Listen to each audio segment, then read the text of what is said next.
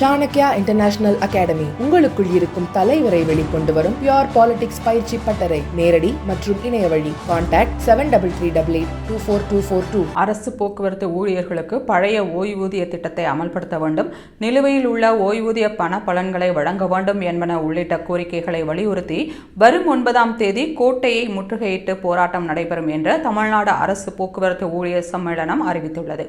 இதுகுறித்து சம்மேளன துணைத் தலைவர் AP அன்பழகன் மற்றும் பொதுச் செயலாளர் ஆறுமுகன் நயினார் கூட்டாக வெளியிட்டுள்ள அறிக்கையில், தமிழ்நாடு அரசு போக்குவரத்து கழகங்களில் பணிபுரியும் ஊழியர்களுக்கு திமுக தேர்தல் வாக்குறுதிப்படி பழைய ஓய்வூதிய திட்டத்தை அமல்படுத்த வேண்டும், 17 மாதங்களாக நிலுவையில் உள்ள ஓய்வூதிய பண பலன்களை வழங்க வேண்டும், தொழிலாளர்களின் சம்பளத்தில் பிடித்தம் செய்யும் பணம் உரிய கணக்கில் சேர்க்கப்பட வேண்டும், பணிபுரியும் ஊழியர்களுக்கான ஒப்பந்த நிலுவைத் தொகை வழங்க வேண்டும் உள்ளிட்ட கோரிக்கைகளை முன்வைத்து CITU சார்பில் கடந்த ஆகஸ்ட் 18ஆம் தேதி முதல் தொடர் காத்திருப்பு போராட்டம் நடைபெற்று வருகிறது.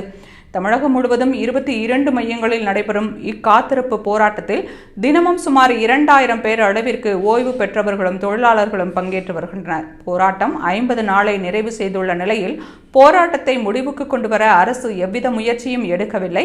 கடந்த செப்டம்பர் 1ஆம் தேதி போக்குவரத்து அமைச்சருடன் நடந்த பேச்சுவார்த்தையில் நிதித்துறையுடன் பேசிவிட்டு பதிலளிப்பதாக கூறிய அமைச்சர் இதுவரை எவ்வித தகவலும் தெரிவிக்கவில்லை.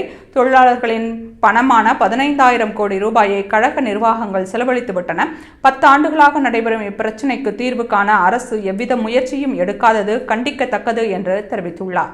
மேலும் CITU முன்வைத்துள்ள கோரிக்கைகளில் அரசு நடவடிக்கை எடுத்து உரிய தீர்வு காணும் வரை தொடர் காத்திருப்பு போராட்டம் தொடரும் என்றும், கோரிக்கைகளை அரசு தீர்வு காண வலியுறுத்தி வரும் 9ஆம் தேதி கோட்டையை முற்றுகையிட்டு போராட்டம் நடைபெறும் என்றும் தமிழ்நாடு அரசு போக்குவரத்து ஊழியர் சம்மேளனம் எச்சரித்துள்ளது.